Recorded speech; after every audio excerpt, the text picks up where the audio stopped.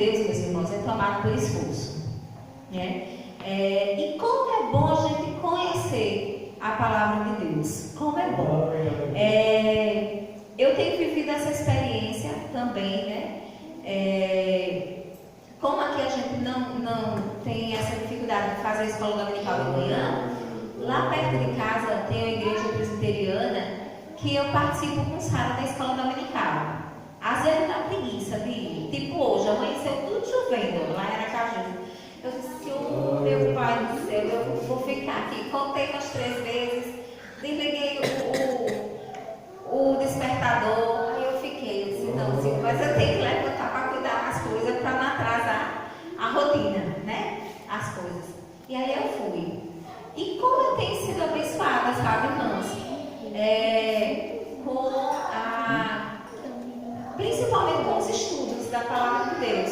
É uma igreja que eu já conheço pessoas, meu irmão é de lá, meu irmão mais novo, e assim, tem me edificado, tem me abençoado, e assim, não só isso, mas testemunhos, né, que eu tenho ouvido, e eu ouvi inclusive um hoje de uma irmã, que assim, na hora de eu voltar tão vontade de chorar, de gritar, glória a Deus, e agradecer, e eu fiquei ali, me contive um pouquinho, porque ela é uma senhora, já tem mais de 70, acho que já está perto dos 80, e ela já teve 2 cânceres. Ela perdeu uma neta com câncer. 2 irmãs, então é um histórico na família dela, principalmente nas mulheres. E a filha dela, em 2019, descobriu um câncer de mama e tratou e já estava no fígado. E hoje, aí ela relatou isso, que ela vem tratando, e essa semana fez um exame, que é o PET scan, e para a glória do Senhor não deu nada mais, sabe? E eu fiquei tão feliz, tão feliz. E esses momentos, meus irmãos, a gente perde, né? A gente perde por muitas vezes negligenciar, não lembrar de que se eu tivesse ficado na cama mais um instantinho, eu tinha perdido esse testemunho hoje. São as oportunidades que o Senhor tem nos dado, né? Nos dado de aprender, nos dado de ouvir testemunhos. Ele nos dá as oportunidades. O problema é que nós, muitas vezes, nos acomodamos, né? Nos acomodamos achando que é besteira. Pra quê? Ou não, né? Não. No nosso caso específico aqui, nós temos o domingo, então a gente precisa aproveitar esse domingo, né? Porque é o tempo que o Senhor tem nos dado. Porque o ontem passou, né? A gente pode não se arrepender do que falou, do que ouviu, do que assistiu, né? Do que fez.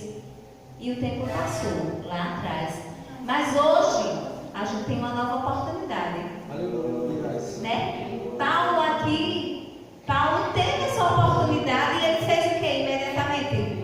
Começou a escrever essa carta lá para os colossenses daquela época.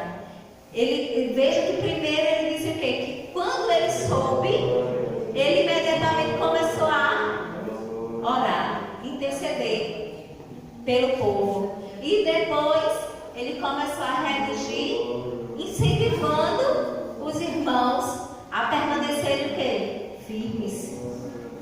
Não é verdade? Amém.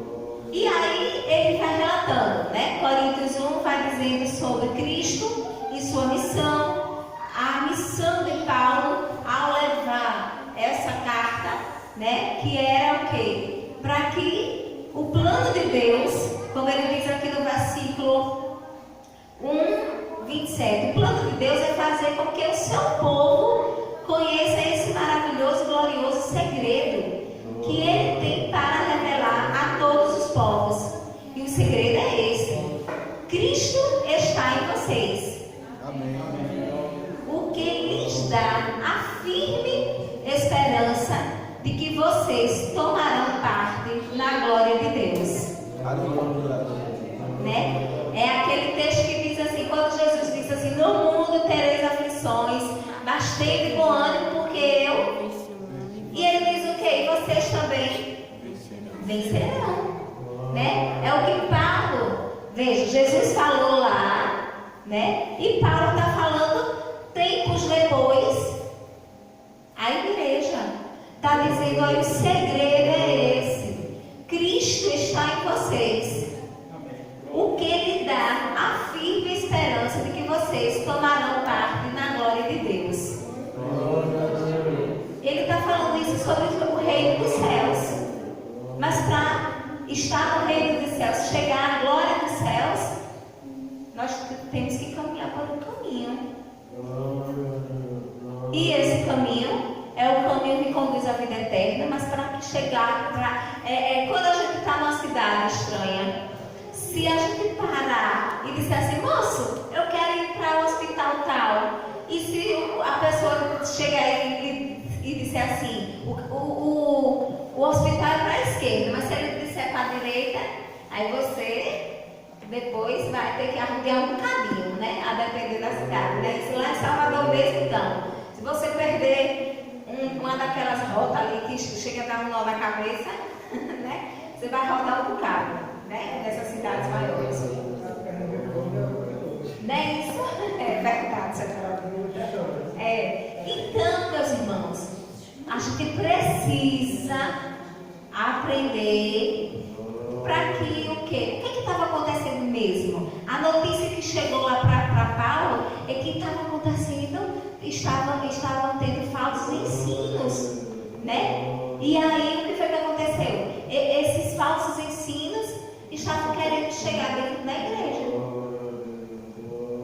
A orientação de Paulo aqui foi que a gente que eles não aceitassem esses falsos ensinos. Porque aí quando ele vem e diz assim: Cristo e sua missão, era falando de que a salvação não vem por obras, mas vem pela graça de Deus. Todas essas recomendações para a igreja dele, para que não se desviassem do caminho, para que fossem pelo caminho correto. Aleluia. Coisas que a gente tem visto por aí, né? Tentando nos desviar, nos afastar do caminho do Senhor. E aí, Paulo continua, né?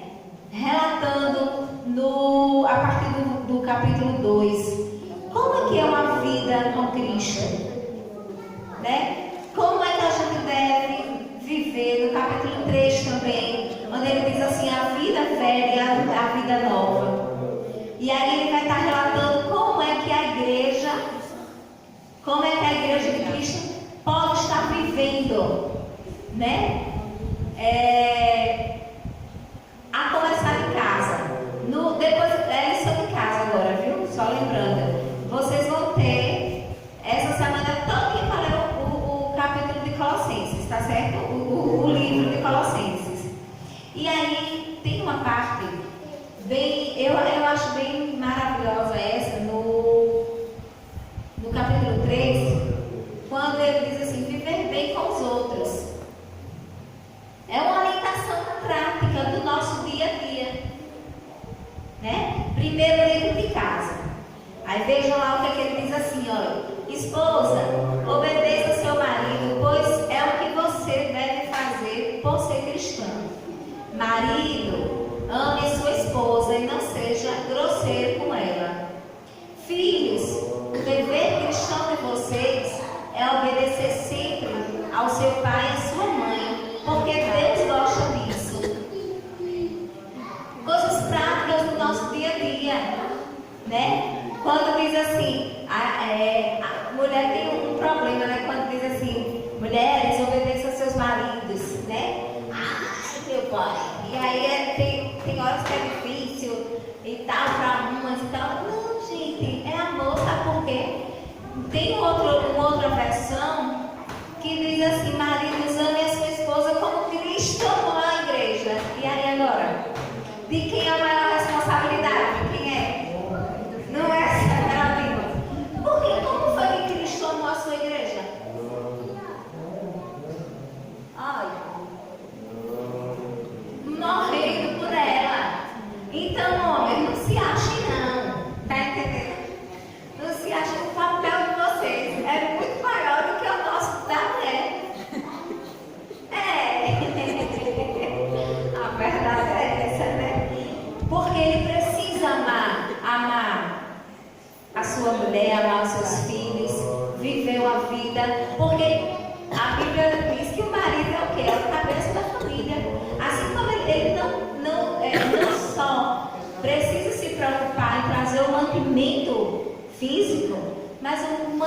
da paz, né?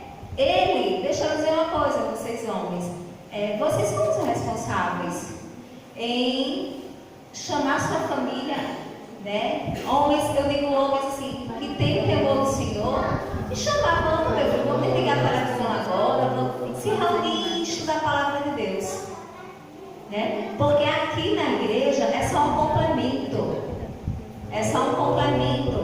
daquilo que todo cristão deve fazer em casa. Verdade. Não é verdade? Eu lembro que quando eu e meus irmãos éramos pequenos, mais novos, bem pequenos, eu ainda fiquei, meu pai, todo santo dia, quando ele não estava viajando, era minha mãe, mas era um versinho que a gente tinha que decorar, né? Porque ele dizia, olha, filho de peixe é peixinho, mas filho de crente não é crentinho não. Ele precisa ser salvo. Ele precisa ter a convicção de que o Senhor morreu na cruz por ele. E hoje eu estava me lembrando, né, de quando eu me converti, eu tinha 6 anos. E foi num momento de oração na casa da minha avó. Eu lembro até hoje que eu ajoelhei no braço assim do sofá e eu disse, Senhor, eu quero Jesus.